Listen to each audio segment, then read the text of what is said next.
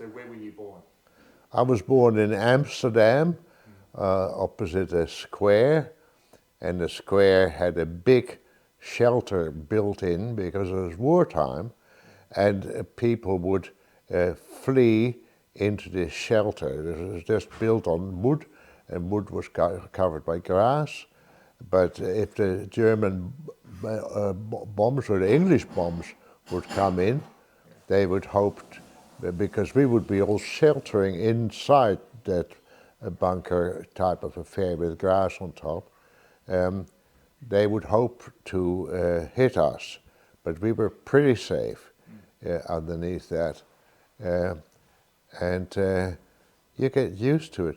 One interesting thing is, we always lived with the threats of bombs, because they would launch a bomb from England or from a big bomber overhead, and then the bomb would fly through the air, just miss our house, just come sailing over our house, and then come into Amsterdam and make a big hole somewhere. But the funny thing is, it becomes normal after a while. Also, we had on cycles people working under the underground, that is the people who were on our side, and they would quietly cycle away and do their business, but they also could be shot. I came home to Mum and my lunch, and my mum would say, "Did anything happen?" I would say, "Yes, I saw a man being shot, dead on his bicycle." Wow. And because it becomes normal. Right. And even was more. that the so that man that got shot? Because I know that your brothers were involved down the ground. Did that have anything to do with? No, my older brothers, it was not safe after a while for them to be in Amsterdam, because they were you couldn't hide. So they went out into the polders, onto the green areas around Amsterdam, and work in the fields there, where there would be no bomb normally, because the bombs would be aimed at Amsterdam or other military installations. Yeah, I remember you also talking once about how you would go to the top of your building and watch the bombs come down. Yes, exactly, that's what I'm talking about. That? Well, generally, I was a bit cowardly, so I would be going down, but the oldest boys would climb on top of the building, and they would watch the bombs, and the bombs would be only about 10 foot above them before they flew at nearly horizontally into their targets. Yeah. And we had a school, a Christian school, primary school, where we went, and next to it was a big building, and that building belonged to the Germans, or really the underground Germans that operated in Amsterdam. And that's where all the important people met. And one day I was at school, and there was a bomb came, and it blew the whole building out of the ground.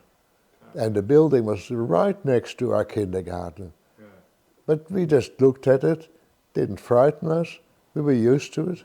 That's the way things were, and that's the way war was. So it was totally Became normal. Became normal.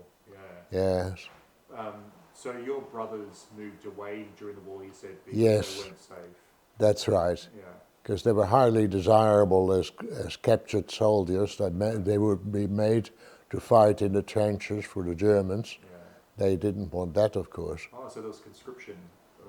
Oh yeah, rather than subscription, they just picked up people they wanted, right, and put them in the German camps, where they put them to labor for the Germans.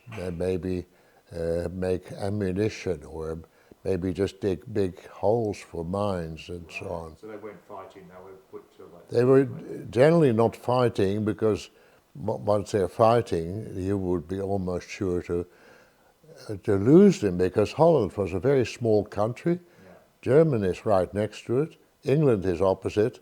They would fight with each other. Right. And France was to the south, and they would fight for France as well. Yeah. Yeah. So why don't we take a step back and go back to like your childhood or even your family? So tell us a bit about your mum and dad. Yes.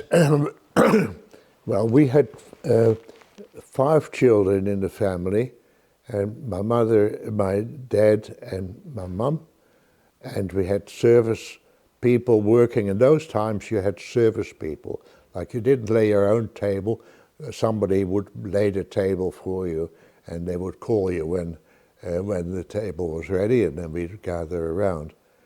And my father was a minister of religion, and he would preach throughout the war in churches that would have maybe 2,000 at a time in them, and a service would last 2 hours, 2.5 hours, and they would preach there, and they would preach whether there were bombs or not, and people would come whether there were not bombs or not, because they shook your shoulders.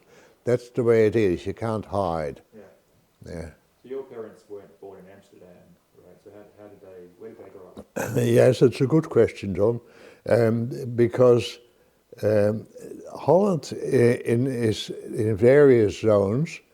The northern zone is stiff people like Scotchmen, or people who are farmers most likely, but very rigid and organized.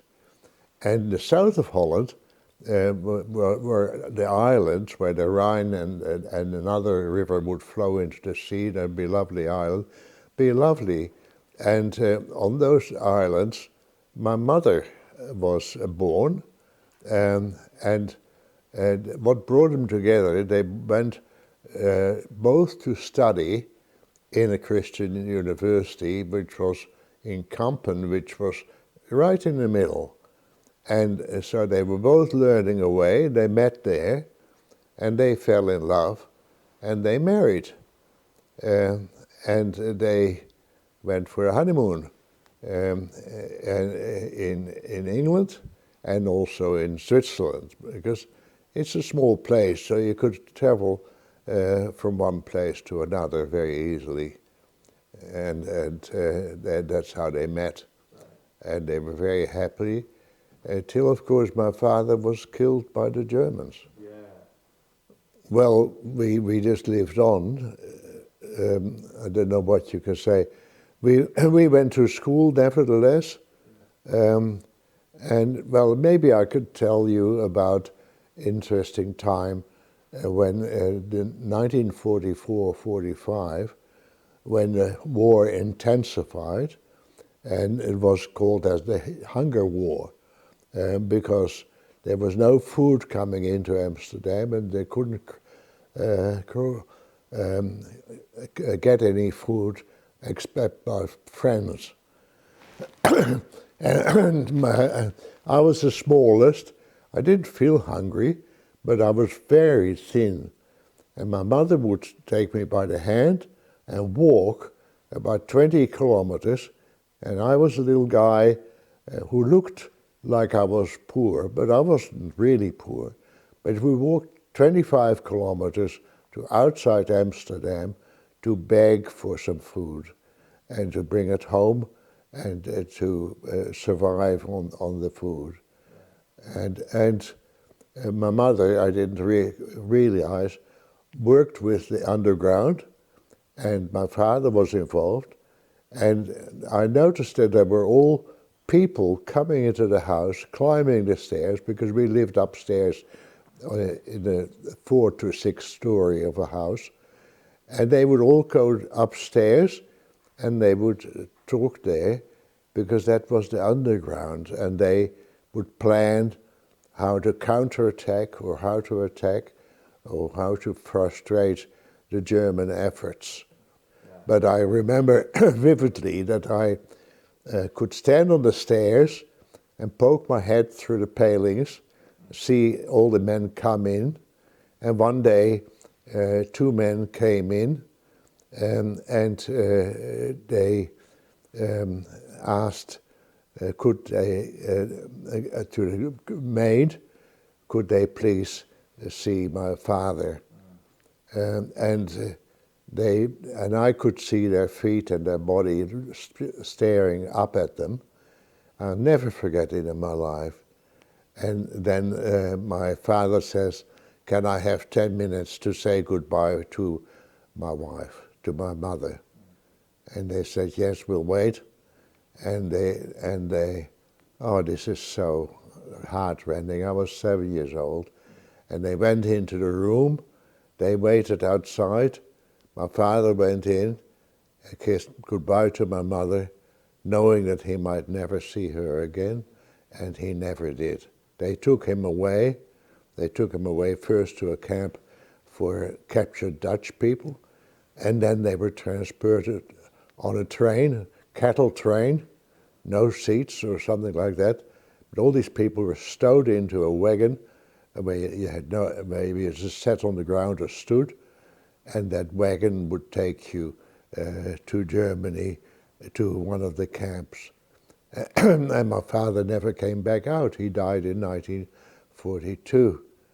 And it's possible that he died of starvation, sickness. He was one who was always helping. He would not hide. So he would go right around all the other captives who were sitting on the ground all over the place and talk to them, to encourage them and to say, rely on God. And he was wonderful. But he then went away, first in Amersfoort, is on the border, to Germany. And there was a station where they would have to wait for the right time by night. And they were just, and my father would still be preaching encouragement to them. And then they would go out to Dachau, which was one of the main centers where the Germans controlled people, mainly who were going to be killed. And they had various ways of killing. I won't go into it. And we don't know exactly what happened to my father, but we got advice in 1942, 2 years into the war, that my father had died. we don't know whether, sorry, we don't know whether he was buried or burnt, or we don't know. What happened is that my mother was allowed to wash some bed sheets for them, so they would take the bed sheet and some most basic clothing, give it to my mother by train, and she would wash and then give it back to give him, and then we would look I still remember standing there. I would look at that. My mother and others would steer the back sheet, and then look at all the edges, and then sometimes you find a Bible text written in one of the edges, and that Bible text would be a message from my father to my mother, and that's the only communication there was. Right. Do you know why he was taken away? Because he was a minister, and a minister were considered dangerous because they might speak to the people in Amsterdam and other places and encourage them to be themselves and not be taken by, they might go underground, or they might be find other ways of hiding. And well, one interesting thing, if you have time, our neighbors, which we'd never met, all the houses were built cheek by jowl. They were just a continuous row of houses. They were 6 stories high. And then one day, on their door knocked people and say, "We are your neighbors, but we are Jews, and we have a hiding place in our last top story And we know that we're going to die because the Germans are going to get them. But if the Germans knocked on your door, that the oldest boys just come across the flat bit of land and come and hide in our hiding place, but because we don't need them anymore because we're going to die. We had somebody staying with us. He would just live with us as a member of the family. We were just helping him. He was also underground, but looking like part of the family. He didn't stand out. And so we would look after him. Yeah, it was a hiding place. I think he came from Yugoslavia or somewhere. And he was hiding in our place.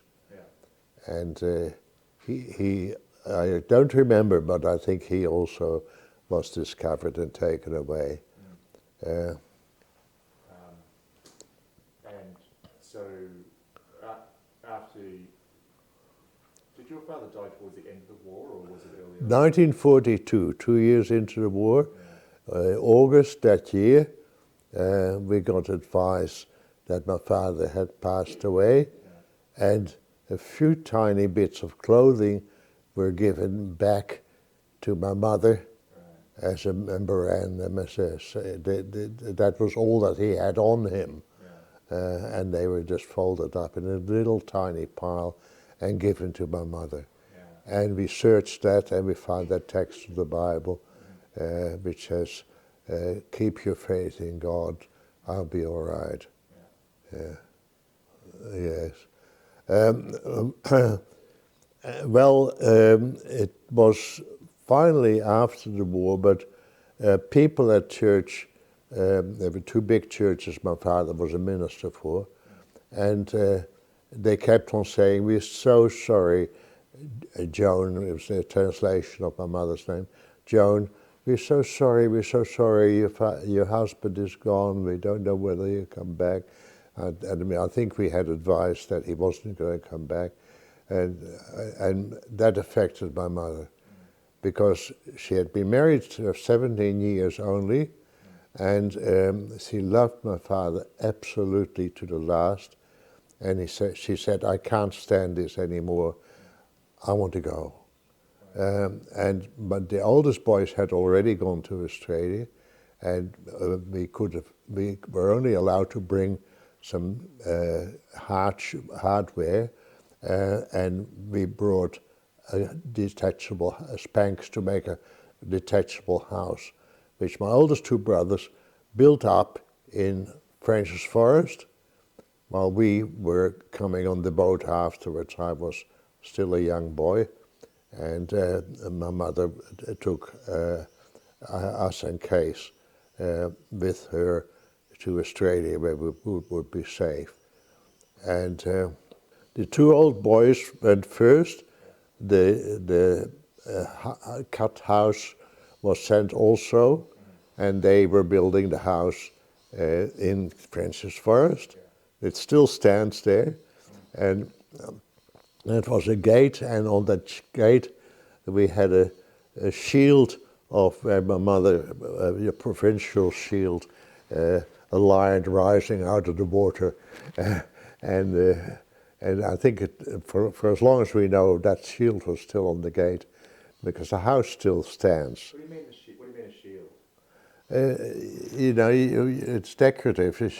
A shield made probably out of bronze or something like that, and decorated. There were 3 crosses down the center, and a lion on the left, and something else on the right. Okay. A picture. So And that was our front gate in Francis Forest. Was it like a family crest or something? Like how did? Well, it was for my mother, who was there, which is a southern province in Holland. My father had died. So it was like So it was a symbol from her province. Yes, a symbol from her where she came from. Yeah. She was Zeus. Anton is the second oldest, Tony here, and Hein was the oldest, and then it's Harry here, translated. So they built these houses and then you came out? they went first. By then by plane, which cost a fortune, but they were there immediately, long before we went. Case and I went. I think it would be after the war, because then there was an opportunity to get on a boat, and which was the most boring trip I've ever had. And then we landed in Perth, and we went, I think, by train across to Sydney. And I came, I think, in 1952. Okay, and how old were you? I was 17. We weren't allowed to build out of local materials, and we didn't have money to buy out of local materials, and we weren't allowed to take lots of money out of Holland. So we bought in Dutch with the money that my mother had saved as an inheritance from her parents, who were rich parents. So we paid for in Dutch money for their cut down homes to be brought to Australia. Together with another branch of our family, they bought one, and they decided that was in Forestville, not far away.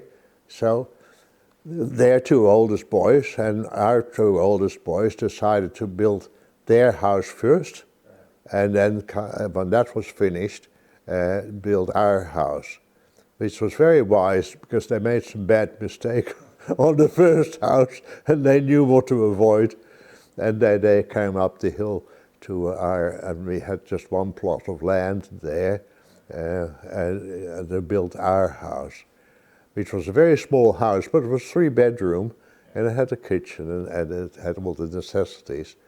But it was a 12-square house, which is not very big. 12 square meters. Yeah, I think that's what you call it. So what was this other branch of the family? That was from the Colas. That was from my mother's sister. She was married to an army officer, and of course he couldn't operate during the war. So they themselves, they were very good hosts, and they got onto the Resch family, Resch from beer. You heard of the Resches? Yeah. They had a huge castle up the hill in Monavale, and they lived there, and they would serve their guests because they were, and we visited them there as a family to chat, and then I would read and read and read because there's so much interesting material. And French's Forest back then was a long way from anywhere. It was a long way from anywhere. So there was one member of our church in DY who had a car because he had run a good business, and he picked us up from the terminal. So we sat in this car and we drove through crossing the Spit, and then over the road going to Narrabeen. And then I asked after a long time, "This is very lovely, thank you very much. When will we go home?" And they said, "We are going home." "What do you mean, we live so far?" "Yes, that is our home. That's the way it is in Australia." And still there, now his name, Mr. Groenewegen, which was Greenway. And very nice man, the only person who had a car anyway. And we got to church because there was a tradesman who I think was an electrician or something like that. And on the Sunday, he would come to our house, open the rear doors, and there was just a hole, and we crawl up and sit on the planks in the back, and it was covered. Sit on the back, and he would drive us to church in DY, where we're still going to church today, and bring us home again. And because the oldest boys were building the house, and they were desperate for a bit of money, they said, Arie, would you mind earning a bit of money for us? I said, no, I don't mind. Where do I go? Well, we don't know. Just go into town and ask somewhere, do you have a job for me?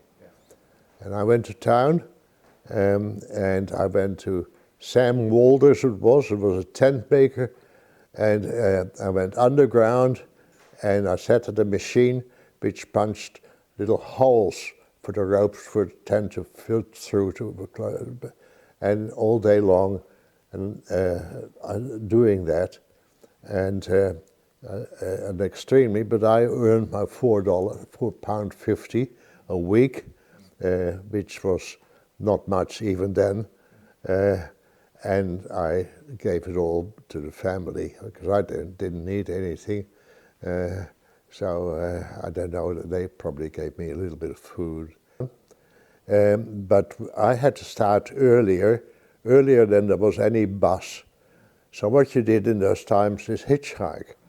So I walked down to the main road, put up my finger, and a big guy in leather on a big motorbike says, where are you going? And I said to Chatswood, because I knew that he wouldn't go further because that's where the railway was. So he pointed his finger, he said, hop on. We never knew his name, and for a few years I drove behind this fella, and he would drop me off at Sietsma railway, where I would catch a train over to the other side of town, where I had my job. So for 3 years every day he just came and picked you up? No, he didn't pick me up, he came by, I made sure 7:10 I stood by the railway. He would just stop, and we, on the first stop we arranged that Chatswood was my destination. He would stop, I would climb behind him, put my arms around him, and then he would drive on this big motorbike over Roswell Bridge up to Chatswood, and then he would let me off to get on the train. Right. Never knew his name, and that was very amusing. That's very funny. So my oldest brother wanted to be a lawyer, and my next brother wanted to be a doctor, and so they wanted to go to university, which they did, because by that time I think they had some money now from working. I don't know exactly how, but they would go off, and I was after building the house, and I was the only one, and I needed to provide some money. The interesting thing was, I was of course already a fairly intelligent guy, had a very good high school, and there was an organization called MUUS, Manchester Order of Oddfellows. It was an organization beneficial to that organization. And they say, we have bought a printing machine for our customers, so we can send checks to our customers. But we don't know how to work it. Do you think you can work it? I said, yes, I can work it. I've never seen one before, but you just have a look and you try a few things, and there we are. I was printing checks. Some were too dark, some were too light, so I adjusted that. And I was now in employment and as a civilized office assistant level in that building. Yeah. And yes, that's my start. I've just got to restart this.